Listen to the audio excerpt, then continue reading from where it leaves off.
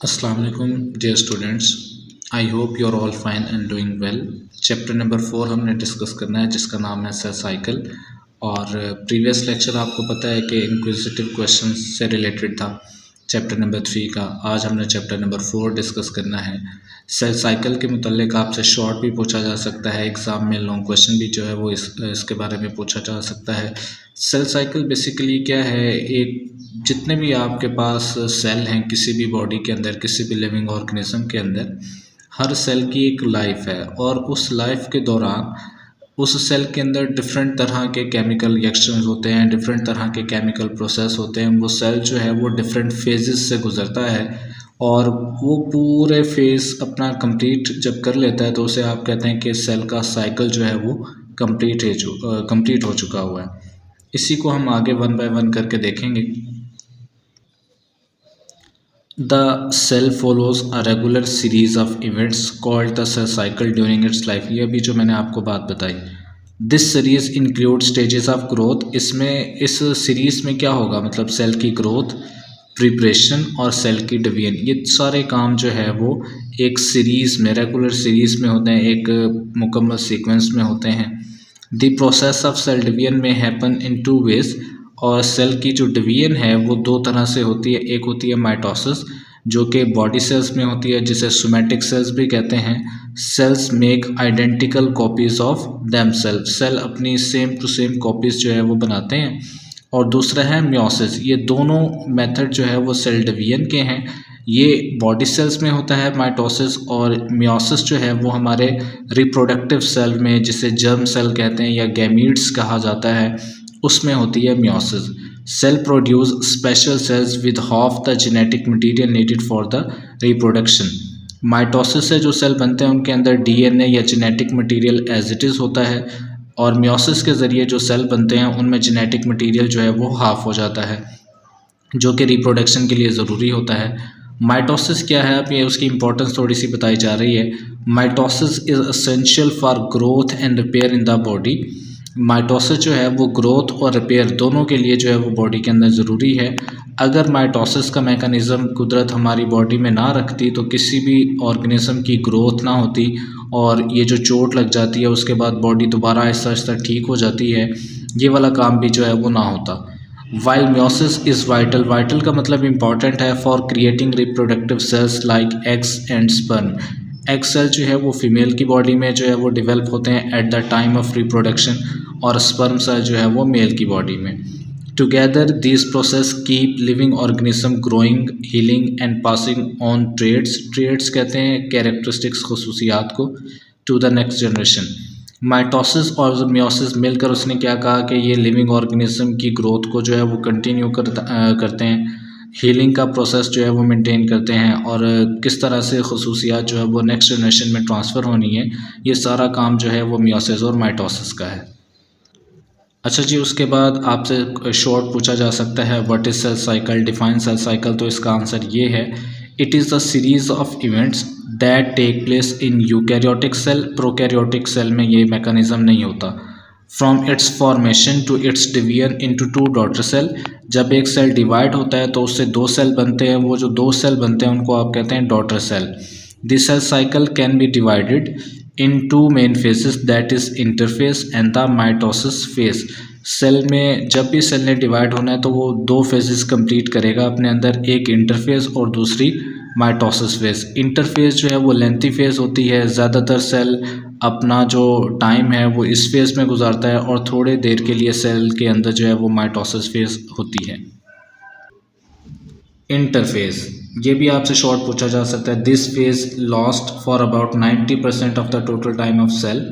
इसमें अगर मतलब सपोज कर ले कि एक सेल को डिवाइड होने में, सपोज कह रहा हूँ मैं, 100 मिनट लगते हैं, तो 90 मिनट उस सेल के अंदर जो है वो इंटरफेस होगी, और बाकी के जो 10 मिनट होंगे, 10 मिनट में जो है वो माइटोसिस जो है वो कंप्लीट हो जाएगी। During interphase the cell perform the life function according to its speciality. अच्छा जी, उसके बाद इसमें क्या होता है कि इंटरफेस में सेल अपने आप को प्रिपेयर करता है डिवीजन के लिए, और इंटरफेस जो है वो आगे फर्दर कुछ स्टेप्स में जो है वो डिवाइड होती है। जैसे G1 फेज़ है, एस फेज़ है और G2 फेज़ आपको सामने नज़र आ रहा है। और पेन में यहाँ पे मूव नहीं कर रहा, वो पेज का थोड़ा सा इशू है, तो आप ऐसे देखें। पहला पैराग्राफ देखें, G1 फेज़, या इसे कहते हैं first gap phase. It start from the end of mitosis phase. जब माइटोसिस ख़त्म हो जाएगी, मतलब 2 सेल न्यू वाले बन जाएंगे, डॉटर सेल बन जाएंगे, तो अब उनकी ग्रोथ होगी और ग्रोथ के वक्त ये काम स्टार्ट होगा। It is also called growth phase. During this phase cell make protein, मतलब G1 फेज़ में सेल क्या बनाएगा, प्रोटीन बनाएगा, ऑर्गेनेलिस बनाएगा और अपना साइज़ जो है वो उसको इंक्रीज़ करेगा, क्योंकि जो डॉटर सेल होते हैं उनका साइज़ स्मॉल होता है। Cell also make enzyme that are required in the S phase for the replication of DNA। अब 3 चीज़ें जो है वो G1 फेज़ में हुई हैं। एक तो प्रोटीन बने हैं, ऑर्गेनेलिस बने हैं, और उसके अलावा जो है सेल ने एंजाइम बनाए हैं जो कि एस फेज़, नेक्स्ट फेज़ में कंपल्सरी हैं, वो चाहिए होंगे। उसके बाद दूसरा आपके पास क्वेश्चन है या हेडिंग है एस फेज़। इससे मुतल्लिक आपसे सवाल पूछा जा सकता है, what do you know about S phase या सिंथेसिस फेज़ भी इसको कहते हैं। सिंथेसिस कहते हैं to make something, to prepare something. Second heading देखें आप, during this phase the DNA of each chromosome is replicated. हर क्रोमोसोम का DNA जो है वो रेप्लिकेट हो जाएगा, कॉपी हो जाएगा। It result in the duplication of chromosome.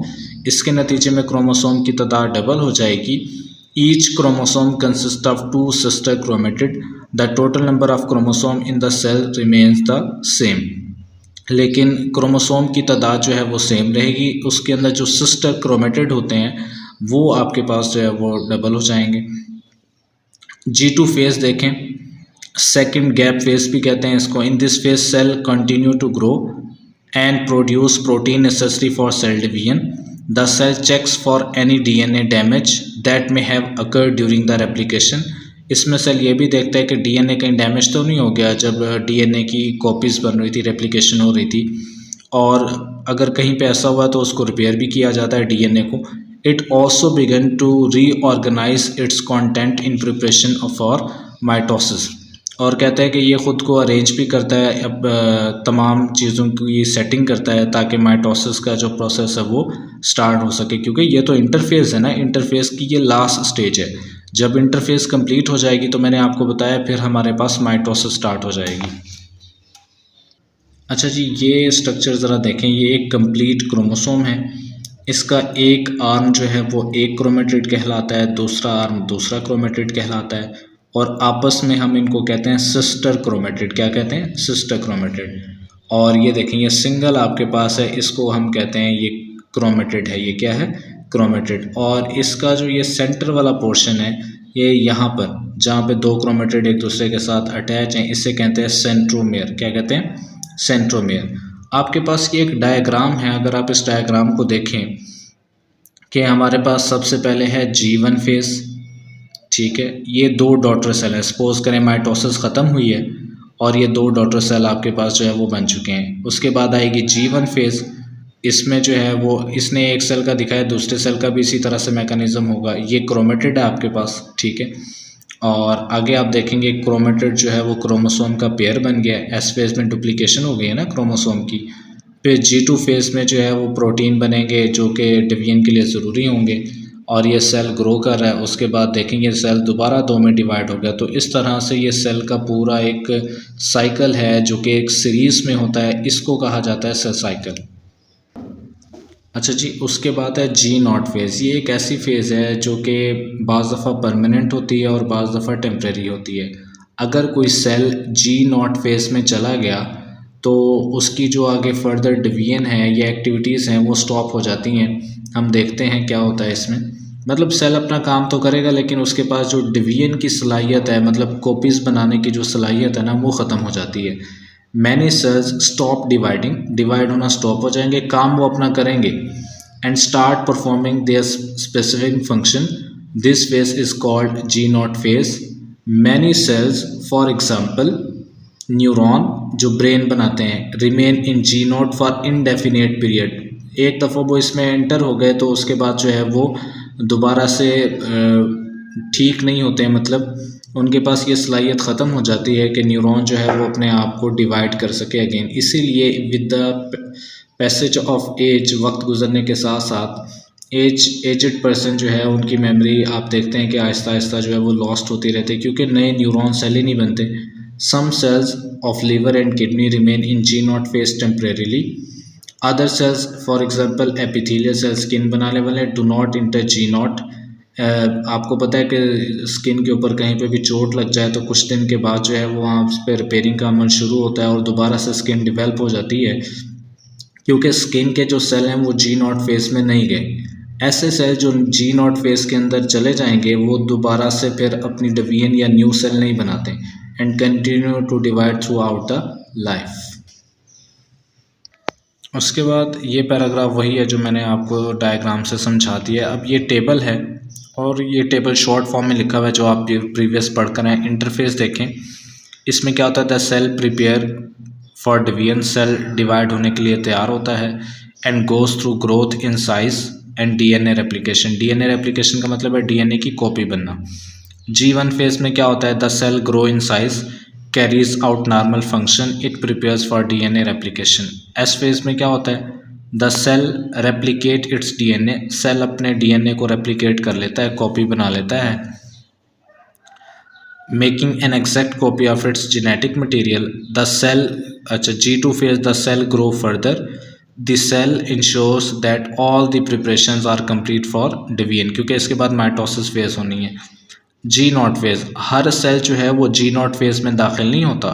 कुछ एक सेल ऐसे हैं जिसमें जी नॉट फेज होगी, बाकी सब में नहीं होती। The cell exit the cell cycle and stop dividing, कहते हैं सेल साइकिल मौजूद रहेगा लेकिन वो डिवाइड नहीं होंगे। Often to carry out specialized function, not all cells enter this phase. जैसे अभी मैंने आपको बताया कि हर सेल जो है वो जी नॉट फेज में दाखिल नहीं होता या जी नॉट फेज उसमें नहीं होती। ऊपर वाली तीन सब में होंगी, G1 phase, S phase, G2 phase, ये स्पेशल है, किसी में होगी किसी में नहीं। जैसे ऊपर हमने पढ़ा जो है वो न्यूरॉन के बारे में पढ़ा, न्यूरॉन के अंदर जो है वो जी नॉट फेज होती है। एम फेज क्या है, the cell divide its genetic material equally into two new identical cell. Identical cell से मुराद है जो बिल्कुल सेम हो, एग्जैक्ट कॉपीज़ हों। यहाँ तक हमारा लेक्चर था। Thank you so much. Hope so कि आपको जो है वो बात क्लियर होगी और इसको आप तसल्ली से पढ़ेंगे, सुनेंगे, समझेंगे तो इंशाल्लाह आपको बात क्लियर हो जाएगी।